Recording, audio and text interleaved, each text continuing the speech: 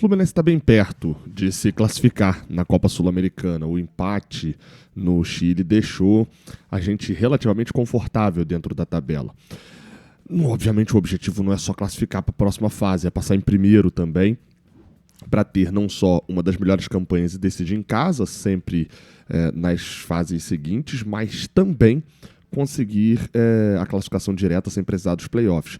Os outros jogos, os outros grupos, os outros classificados, a gente vai falar aqui agora, porque inclusive, meu amigo, olha que a Copa Sul-Americana tá para virar um campeonato carioca, tá? Deixa o like aí embaixo, se inscreve aqui no canal e vamos embora para a gente trocar ideia sobre Copa Sul-Americana, aquele resumão que você já está acostumado a que eu faça, né? E que hoje a gente vai falar um pouquinho também sobre, como sempre, né, vamos falar sobre a Sul-Americana e sobre quem cai também, né, o terceiro colocado dos grupos da Libertadores. Vamos lá, passadinha rápida aqui na Sul-Americana. Nessa rodada, o grupo que não tem brasileiros, né, o Guarani do Paraguai ganhou por 2-1 do Independiente. O Independiente está se complicando na Sul-Americana, né, ganhou apenas o jogo que jogou em casa contra o Boston River. O Boston River ganhou o Nacional de Potosí fora de casa.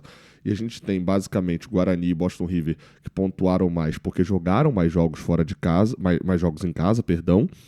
E a gente tem Nacional de Potosí e Independiente que prometem, né, na sequência, pontuarem mais. São os dois times que jogam 2 jogos em casa ainda agora nessa sequência final. O Nacional tem a altitude de Potosí a seu favor, né? São 3.900 metros acima do nível do mar. Vamos ver como é que vai ser essa reta final, porque, ao que tudo indica, é um grupo que vai terminar muito disputado. Se o Guarani do Paraguai não conseguir tirar pontos do Potosí ou do Independiente fora de casa, a última rodada provavelmente vai ser uma disputa talvez dos 4 times disputando para ver quem é que consegue a classificação. Esse grupo aqui pode vir qualquer um. Agora, Boston River é um nível bem abaixo, obviamente, do que seria a dificuldade com o Nacional de Potosí Independente, um por tradição, o outro pela super altitude para um mata-mata. No grupo B, e aí o Guarani parece estar jogando um pouquinho melhor, né? No grupo B é o grupo do Vitória. Tá rolando ainda esse jogo, então eu não fiquei esperando até 1 da manhã, já que eu tenho um voo nessa sexta-feira de manhã para pegar aqui no Chile de volta para o Brasil. Não fiquei esperando até 1 da manhã para ver o resultado de Universidade Católica de Chile e Defensa e Justiça. Mas o Vitória se complicou demais. Já jogou 2 jogos em casa, praticamente não conseguiu pontuar ainda, fez 1 gol só até agora na competição, perdeu para o Cerro Largo em casa os uruguaios. Ainda está na briga da classificação, porque o grupo é de um nível baixo, mas assim, quem quer que passe desse grupo aqui seria um adversário ok para o Fluminense enfrentar nas fases seguintes. Lembrando que quem passar em primeiro da Sul-Americana vai direto para as oitavas junto com o Fluminense. Quem passar em segundo enfrenta o terceiro lugar dos grupos da Libertadores. E aí, tipo, o melhor segundo da Sul-Americana pega o pior terceiro da Libertadores, e sucessivamente. E quem passar desse playoff enfrenta os primeiros lugares nas oitavas de final. Então tem um mata-mata a mais para quem passa em segundo. No grupo C é o grupo do Corinthians. O Corinthians conseguiu fazer, né, o que era obrigação, venceu o Racing do Uruguai em casa por 1-0.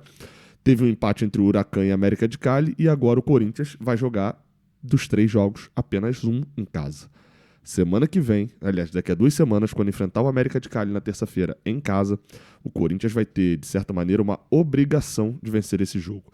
Venceu esse jogo? Tá de volta na brincadeira. Vai ter que decidir fora, vai ter que pontuar fora no Uruguai, talvez tenha que pontuar fora também lá na Argentina contra o Huracan, mas assim, é a forma do Corinthians reviver na competição.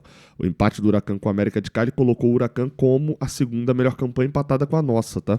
Inclusive 7 pontos, sendo que o Huracan já jogou 2 jogos em casa, né? Eles têm a vitória contra o Corinthians fora, a vitória contra o Racing no 5-0 dentro de casa, e agora empataram dentro de casa com a América de Cali, a segunda melhor campanha, mas já jogaram 2 jogos em casa, seguem sendo os favoritos para a classificação, porque devem chegar a 10 pontos vencendo o Racing, que está apanhando de todo mundo no grupo, e ainda vão ter, na última rodada, o Corinthians jogando como mandante, então provavelmente um empate aqui talvez classifique o Huracan, então são favoritos para a classificação.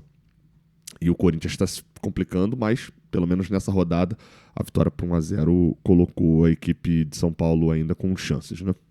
No caso do grupo do Grêmio, um grupo um pouquinho semelhante ao nosso, onde tem 2 times, que é o Godoy Cruz e o Grêmio, um pouco no nível mais alto, 7 pontos os dois, jogaram nessa rodada, empataram por 2-2 no estádio do Godoy Cruz, e o Sportivo Luquenho e Atlético Grau praticamente eliminados, já num nível muito abaixo. Qual que é a diferença desse lá? É que o Grêmio não tropeçou, né? Jogando contra Atlético Grau e Sportivo Luquenho, a gente tropeçou no União Espanhola, mas, em compensação, o Grêmio não venceu, fora de casa, o Godoy Cruz. Provavelmente essa decisão vai sair na quinta rodada, quando jogarem na Arena do Grêmio, para a gente saber quem passa em primeiro e quem passa em segundo. Esse modelo aqui, para a Sul-Americana, ele não é o modelo ideal, tá? Não é o ideal você ter, pro Grêmio, por exemplo, era muito melhor estar num grupo que fosse mais disputado, que você corresse chance de ser eliminado, mas que tivesse troca de pontos. Porque passar em segundo é muito ruim na Sul-Americana. Então, enfim, mas vai ficar aí na disputa torcendo para o Godoy Cruz tropeçar, por exemplo, contra um Sportivo Luquenho, ou tropeçar na última rodada contra o Atlético Grau, ou então vai ter que fazer o dever de casa, ganhar agora o Grêmio as suas partidas. Lembrando que o Grêmio joga 2 em casa, o Godoy Cruz joga 2 fora de casa. O grupo E, a surpresa da Sul-Americana, completamente a melhor campanha até agora da competição é do Muxucruna, time equatoriano, sensação do torneio, e que ganhou por 3-0 do Unión de Santa Fé da Argentina. É líder, o único time da Sul-Americana a ter 9 pontos, 3-0, já ganhou o Cruzeiro no Mineirão, já ganhou o Palestino em casa por 3-2. E assim, tá virtualmente classificado. Vai jogar 2 jogos agora fora de casa e só um como mandante. Esse jogo como mandante é semana que vem contra o Cruzeiro. Cruzeiro que, enfim, se o Muxucruna está virtualmente classificado, o Cruzeiro está virtualmente eliminado. Ainda tem chance? Tem, mas pouquíssimas chances. Perdeu para o Palestino, tomou 1-0, conseguiu chegar ao empate com o gol do Eduardo, ex-Botafogo, ex-Fluminense, e o Cássio falhou no último lance do jogo, praticamente lá nos acréscimos, 2-1 para o Palestino. O jogo foi aqui no Chile, inclusive, né? E o Cruzeiro virtualmente eliminado. Provavelmente eu, inclusive, fosse treinador do Cruzeiro, cara. Talvez eu nem mandasse meu time titular para esse jogo contra o Muxucruna lá no Equador. Jogo em Riobamba, não é tão simples de chegar. Assim, o Cruzeiro tem que se dedicar ao Brasileirão, cara, porque tá num estilo ali de time que preocuparia até para rebaixamento. Nesse grupo aqui, bem provável que o Muxucruna avance direto, ou então que o Palestino, né, já que a equipe chilena tem a vantagem de jogar agora, enfim, talvez o União de Santa Fé também volte, porque joga 2 em casa, tem alguma disputa ali ainda, mas provavelmente os equatorianos avançam, são uma grande surpresa. Como eu falei, eles têm a melhor campanha porque fizeram 9 pontos. O Fluminense é a segunda melhor campanha. Apesar do empate contra o União Espanhola aqui no Chile por 1-1, o Fluminense que jogou 2 dos 3 jogos fora de casa e 2 dos 3 jogos com equipe reserva, tem a segunda melhor campanha da Sul-Americana. São 2 vitórias, né? 6 pontos, aliás, 7 pontos, e 7 gols feitos, 1 sofrido, 6 de saldo. É exatamente a mesma campanha do Huracan, mas como eu falei, o Fluminense já jogou 2 vezes fora. Já jogou contra o Once Caldas fora e contra o União Espanhola fora. Foi a 7 pontos, o Once Caldas tem 6, venceu o Once Caldas suas 2 partidas fora de casa. A tendência é que os colombianos vençam suas 2 partidas em casa também, porque já venceram fora, e os 2 times, União Espanhola e São José, estão bem abaixo. E eles cheguem com 12 pontos no Maracanã. E aí vem a grande questão. O Fluminense pode chegar no Maracanã super tranquilo, ou pode chegar no Maracanã tendo que jogar muito a vera. Por quê? Vai depender muito da próxima rodada contra o San José lá em La Paz. O Fluminense que jogou contra o União Espanhola é bem melhor do que o San José. Só que tem uma altitude de 3.600 metros. Se o Fluminense for para lá com medo de jogar, com desespero de altitude, vai perder de um time muito fraco. Vai perder ponto lá. E se o Fluminense perder pontos lá, há a possibilidade do Once Caldas chegar na última rodada no Maracanã com a vantagem do empate para passar em primeiro. E por que eu tô colocando isso? Porque é bem provável que o time seja poupado de novo, tá? Nesse jogo lá em La Paz. Porque ele fica entre jogos no Maracanã, um jogo no Maracanã contra o Sport e um jogo fora de casa contra o Atlético Mineiro. Jogos importantes do Brasileirão. Então é bem possível que seja poupado. E aí se o Fluminense, por exemplo, dá um exemplo aqui, empata contra o São José lá também. O Fluminense vai a 8, aí digamos que ganhe em casa do União Espanhola vai a 11, vai chegar na última rodada o Once Caldas com 12, o Fluminense com 11. É Fluminense e Once Caldas no Maracanã? É, show. Mas chegar na última rodada, precisando se importar com essa última rodada, precisando ganhar jogo no Maracanã, não era o ideal. não era o cenário ideal. O cenário ideal era o Fluminense ter ganhado aqui contra a União Espanhola, ganhado do San José lá em La Paz, vencer o jogo em casa contra a União Espanhola e chegar na última rodada tranquilaço, com uma diferençazinha ali para o Once Caldas de 3 pontos, e assim, dá para escalar até time reserva. Não é esse o cenário. A campanha ainda é boa, a campanha é muito boa. A Sul-Americana tem um nível muito baixo na primeira fase e o time reserva do Fluminense tem plenas condições de classificar. Dito isso, o jogo contra o San José é de suma importância para a reta final pré-mundial do Fluminense, lá contra o Once Caldas dentro de casa. E claro, a gente vai estar lá em La Paz, o jogo é na quinta, na quarta tem um Once Caldas e União Espanhola que é muito interessante, porque se o Once Caldas tropeça aqui, o jogo do Fluminense contra o San José passa a ficar um pouquinho mais tranquilo. Vamos lá, tá? Grupo G é o grupo do Vasco. Nosso Vascão, simplesmente o inimigo da felicidade do seu torcedor, né? Empatou 0-0 com o Lanús em casa, era meio que esperado, né? O Lanús é o adversário do Vasco no grupo, de certa maneira, né? Mas fica o destaque de que o Lanús jogou 2 jogos fora de casa e tem a mesma campanha do Vasco, que jogou 2 em casa. O Vasco agora vai visitar a Academia Puerto Cabello, é um time que eles tiveram dificuldade para ganhar em casa. Se tropeçarem lá, a classificação fica bem complicada, mas é bem capaz do Vasco conseguir pelo menos um segundo lugar, né? Na última rodada vai enfrentar o Melgar em casa. O Melgar até agora também não demonstrou muita qualidade futebolística, né? Foi buscar um empate porque muito mais por mole do Vasco do que por mérito dele mesmo. Então deve acabar passando o Vasco, mas provavelmente passando em segundo. E no grupo H, o Atlético Mineiro deu mole contra o Caracas, empatou fora de casa. Nos 2 jogos fora de casa, o Atlético empatou na altitude de Cusco e em Caracas. Não era para ter empatado. Enquanto o Cienciano chegou, abriu o placar, tomou a virada do Deportes Iquique, mas depois conseguiu um empate. O grupo está meio embolado. O Atlético agora com 2 jogos em casa deve conseguir passar tranquilamente, fazer 11 pontos vencendo Caracas e Cienciano em casa. E contra o Iquique também, o time do Iquique. Esse grupo do Atlético é muito fraco, tá? Bem, bem fraco. O Atlético ainda não ter 9 pontos aqui é por ter dado muito mole, tá? Enfim, então hoje quem estariam passando, tá? Em primeiro, Guarani do Paraguai. Deixa eu só atualizar aqui para ver se mudou algo da Universidade de Quito. Guarani do Paraguai, Universidade de Quito, Huracan, Godoy Cruz, Muxucruna, Fluminense, Lanús e Atlético Mineiro. Ou seja, só Fluminense e Atlético Mineiro estariam classificando na liderança, sendo que o Atlético Mineiro está empatado com o segundo. Dá para ver que na Sul-Americana alguns times subestimaram demais e que os times são muito fracos, etc. Mas o Fluminense está fazendo a parte dele pelo menos, né? Agora, considerando os que podem vir da Libertadores, os terceiros colocados, né? O Botafogo perdeu para o Estudiantes. Ainda tem condições de se classificar? Tem, porque tem o cara bobo fora de casa, vai acabar brocando mais 6 pontos e depois pega a Universidade de Chile e Estudiantes como mandante. Então tem condições de classificar ainda o Botafogo, mas o cenário é muito complicado. O Renato Paiva não acerta o time, está sendo muito criticado por lá. Boas chances da gente ver o Fogão ficando em terceiro e indo jogar lá um playoff vindo para a Sul-Americana, tá? Chega mais, Fogão, pode chegar mais. Vamos embora para a Sul-Americana. No outro grupo, o grupo que não tem brasileiro, tá bem bolado, né? O River Plate tem 5, o Universitário tem 3, ainda tem Del Valle e Barcelona de Guayaquil, isso aqui tá bem definido. O grupo do Flamengo, né? O grupo C, o Central Córdoba ganhou do Deportivo Táchira, e esse grupo aqui tem um jogo, essa 4ª rodada, meu amigo.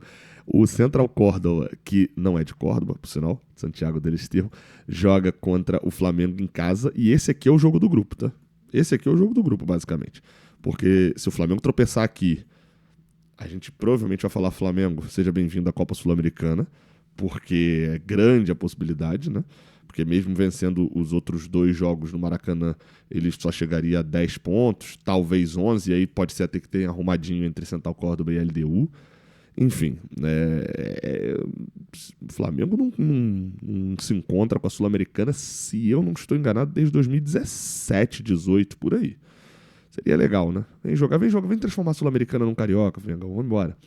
Grupo D, o São Paulo do Zubeldia, criticado, venceu fora de casa pela segunda vez, né? Apesar de ter tomado o empate do Alianza Lima na segunda rodada, venceu do Libertad fora de casa. Teve um pênalti perdido até o Libertad também. E com isso, quem deve vir, né, desse grupo aqui, provavelmente é o Alianza Lima, que está jogando mais bola do que no ano passado, tá?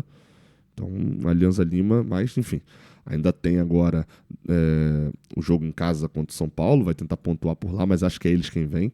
Provavelmente São Paulo e Libertad passando e o Alianza Lima vindo para a Sula. É um adversário ok, né? Esse grupo é o que está embolado. Provavelmente o Fortaleza ganha os pontos do jogo contra o Colo-Colo, né, que deu toda aquela confusão. Nessa rodada o Fortaleza estava ganhando, tomou um empate no último minuto. No último minuto ele quase tomou uma virada. No penúltimo minuto tomou um empate. Fortaleza deve ir a 4 pontos, né? E aí, enfim, qualquer um desses 4 que vier, o Bucaramanga não tem camisa, mas tem aquele ímpeto de primeira campanha internacional, né? Racing, Colo-Colo e Fortaleza são chatos de se enfrentar, né? Principalmente nos 2 primeiros aqui, questão de torcida, o Racing questão de futebol também. Vamos ver como é que vai ser nas próximas rodadas. Esse grupo também está bem definido. O Bahia venceu 1-0 em cima do Atlético Nacional, chegou a 7 pontos, isso com 2 jogos em casa, mas com uma vitória fora, né? Agora o Bahia pode praticamente confirmar sua classificação na próxima rodada contra o Nacional, e aí viria Internacional ou Atlético Nacional da Colômbia. 2 adversários que chegam de queixo pro alto na Sul-Americana, tá? Porque o Atlético Nacional tem feito boas partidas, apesar do 3-0 pro Internacional no Beira-Rio. É um bom time, fez um bom jogo contra o Bahia e, enfim, de camisa e de história não preciso nem falar nada, né? Isso para a Sul-Americana quase que já basta. No grupo do Palmeiras, tudo correndo quase que normal até agora. O Bolívar, ao perder em casa, praticamente sacramentou sua eliminação, não pontua fora, né? Então deve provavelmente o Bolívar fazer 6 pontos e concluir ali a sua classificação para a Sul-Americana. É um daqueles adversários chatos para mata-mata, porque tem um jogo La Paz, né? Isso sempre dificulta mais a situação. E por último aqui no grupo sem brasileiro, o Vélez Sarsfield e o San Antônio Bulu, que venceu o Vélez, tá? Dentro de casa. Galera. Esse grupo aqui provavelmente a gente está falando de Peñarol ou talvez, depende muito nessa próxima rodada, se o San Antônio Bulu conseguir ganhar do Peñarol, é muito possível, jogando em casa, muito possível que o San Antônio Bulu passe de fase na Libertadores e o Peñarol venha jogar a Sul-Americana. Os times uruguaios são mal demais, então é um adversário que tem história, mas futebol mesmo já tem muito pouco. Aquele resumão para você ficar bem antenado em como estão os times de Sul-Americana e de Libertadores. Cara, e aquele olhar, né? O Fluminense, para avançar na primeira fase, está fazendo menos esforço do que uma galera e está tendo resultados melhores do que uma galera na Sul-Americana. O Fluminense tem a segunda melhor campanha, já tendo jogado 2 jogos fora de casa. Por exemplo, o Vasco já jogou 2 em casa, o Corinthians já jogou 2 em casa. Quem jogou 2 fora foi Atlético Mineiro e Grêmio, por exemplo. Nenhum dos dois conseguiu assim, resultados tão expressivos quanto o Fluminense conseguiu e nenhum dos dois poupou tanto time igual o Fluminense poupou. Então, enfim, em relação à Sula, até agora o que dá para dizer é que o Fluminense está fazendo, tá dando pro gasto. Vamos ver se a gente termina dessa mesma maneira. Tamo junto, até a próxima, valeu.